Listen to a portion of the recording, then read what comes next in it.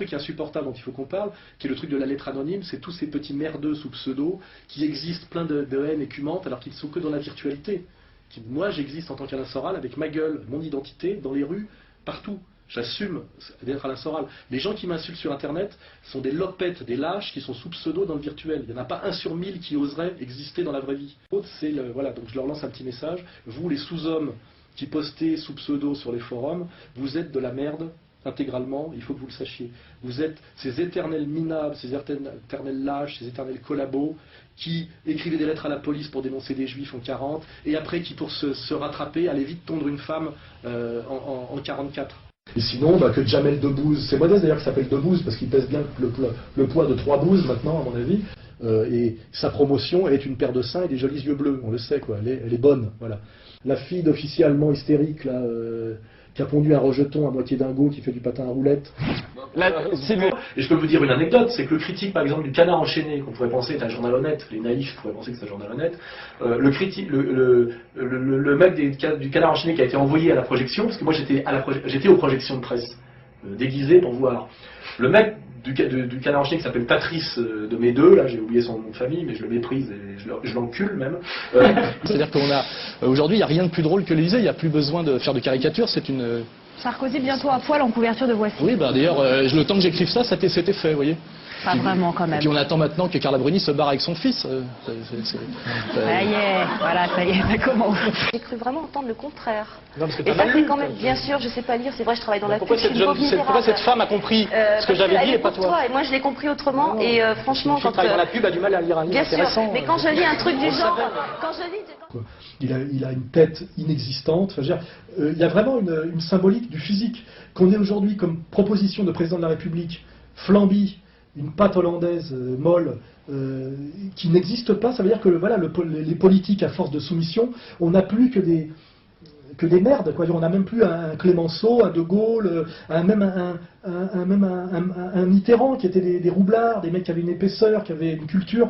On a des espèces de petites merdes sorties de Sciences Po et de l'ENA, qui physiquement, on dirait un espèce de chat coupé. Parce que les soumis intégrales sont nés pour être soumis. Ils ont fait Sciences Po, ils ont passé toutes les fourches. Je vois les Bérou, moi j'ai vu Bérou en vrai, j'ai vu... ils suintent l'indique, enfin je veux dire, tu sais, la soumise de tôle, quoi, tu vois. Enfin, on voit vraiment qu'il n'y a pas de problème, ils ont le fion déjà ouvert comme ça, tu vois. Et tu ressens pas ça chez Marine Le Pen, tu vois, c'est pas ça. Tu vois. Et n'oublions pas que l'almanach Vermeau du génial Jacques Vessille, c'était fait pour lire aux toilettes. Hein. On s'essuyait avec les dernières pages quand on manquait de papier. Et quand je vois sur les plateaux de télé avec sa petite chemise brune, ses petites lunettes, sa bagouze avec une croix de fer montée, etc., je me dis comment il a pu en arriver là. Donc je fais un peu le médecin parce que je suis un peu inquiet. Et je me rappelle effectivement qu'il a essayé de commencer dans le rock'n'roll, d'où le goût des lunettes noires. C'est un garçon qui rêvait d'être connu parce qu'à mon avis, d'après mes renseignements, c'est un type qui a beaucoup souffert à l'adolescence. Parce que c'est vrai que physiquement c'est un avorton. Les 3/4 des petits cons qui font les malins sur Internet, qu'ils soient d'extrême gauche ou d'extrême droite, hein, dans 2 ans ils seront employés de banque, on sait très bien, ils disparaissent. C'est la petite colère étudiante, le truc, la crise d'ado, en fait ils ont de l'acné, c'est tout quoi.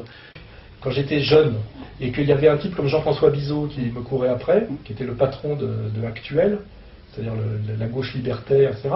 Il y avait un côté que je trouvais ridicule chez lui, qui était un mec de 60 ans, avec les cheveux longs, qui essayait de faire jeune. Moi je déteste les vieux qui essaient de faire jeune. Quand je vois un con, à l'époque c'était ce l'image j'avais, vous savez, le jeune bourgeois de gauche, le bourgeois de gauche de 60 ans qui a les cheveux longs, qui se dépasse en patin à roulettes, j'avais une envie de lui péter la gueule, parce qu'il y avait une usurpation. Ce qui est incroyable, c'est qu'on n'a pas le droit à l'intelligence et à la précision sur ce sujet. On n'est que dans l'anathème, la chasse aux sorcières, on est dans le religieux, quoi. Hein. Ça nous renvoie plutôt à la période de l'Inquisition. Hein. Moi j'ai l'impression d'être Giordano Bruno, là. J'ai osé dire que la Terre était ronde, et je fais, oh, excusez-moi, la Terre est plate, il n'y a pas de lobby, et le saucisson est un fruit. Je veux dire, excusez-moi, quoi. Comment il s'appelle, Rocard, qui va tapiner au MEDEF pour dire en gros, vous avez vu ce qu'il a dit au MEDEF? Il dit, je suis un vieux con là qui pour l'instant a un petit gris-gris que lui a donné Sarkozy. Mais je peux faire mieux. C'est-à-dire qu'on c'est vraiment une annonce de tapin. Hein. C'est une annonce de tapin. Voilà, c'est genre je peux sucer pour moins cher et plus à fond. C'est ça que ça veut dire. Ça veut dire comme ça, l'hystérique lesbienne Caroline Fourest qui resserre qui avant était là. Elle a commencé, il faut le savoir, elle, parce que j'aime bien, on va l'épingler un peu. La première fois que j'ai entendu parler d'elle, elle avait organisé un festival du site de films lesbiens à Paris, payé par la mairie de Paris, à l'époque où elle était à pro-choix, interdite aux hommes, donc hystérique, communautaire, anti-républicaine, etc. Maintenant, sa deuxième fonction, elle fait partie de la bande ABHL, c'est une lesbienne hystérique, hein, c'est pas une injure, c'est un constat, elle est hystérique et lesbienne. Hein. Si on se dit que les femmes c'est Isabelle Alonso et que le féminisme c'est Isabelle Alonso, c'est sûr que ça passe pas. C'est idiote, malhonnête, moche, enfin ça passe pas quoi, je veux dire. Oui, parce qu'en plus, chez les féministes, on dit souvent qu'elles sont belles, j'ai remarqué, c'est la jolie Isabelle Alonso. On dit pas, pour valoriser un intellectuel masculin, on dit pas les beaux pectoraux de tel mec, on parle de leur discours. Or, chez les soi-disant les féministes, il y a toujours le physique. La jolie fitoussi, on lit des trucs comme ça, il y a toujours une petite... Alors en plus, un, elles sont moches, faut quand même arrêter de mentir, et deux, on s'en fout qu'elles soient moches ou belles. On n'a pas besoin d'être belle pour être une femme intelligente, non? Faut pas oublier quand même que la promotion se fait qu'au physique dans les médias sur les femmes. C'est à la paire de nichons et au regard, quoi, je veux dire. Donc c'est dégueulasse. On voit jamais un présentateur télé arriver avec un débardeur pour montrer qu'il a des biscottos et un moule bite pour montrer qu'il a un gros paquet, quand même, jamais. Je veux dire. Or, toute la promotion des femmes, soi-disant justifiée par le féminisme, se fait au physique. Donc voilà, Isabelle Alonso n'est pas belle, elle est bête et elle est moche en plus. S'il vous plaît. Oui, ça m'intéresse pas de parler avec ce monsieur.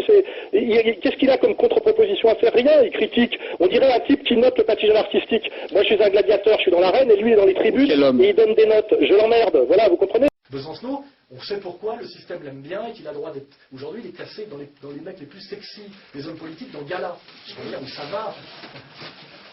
Ça va quand même très très loin, ce qu'on appelle, le système aide les... Non, mais je veux dire, voilà, dans le Gala, ils ont essayé que c'était un mec sexy. Quoi. Demain, ils vont dire c'est chez Guevara. Enfin, on voit très bien les collusions dans les notions de gouvernance globale. C'est-à-dire que le système est en train de faire d'une espèce d'un âne qui s'appelle Besancenot un cheval de course, hein, un pur sang arabe. Il suffit de mettre le pognon et d'appuyer sur le bouton. Et les gens se disent, ouais, t'as vu quand même, il est sexy. Ah bon, oui, c'est marqué dans le Gala. Le mec, on dirait une vieille pomme de terre, il a une tête de petite vieille.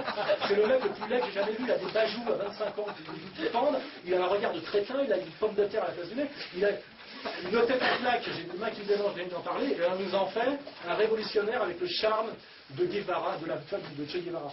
C'est ça le génie du pouvoir, c'est qu'on peut faire de Mimimati Miss France. Hein.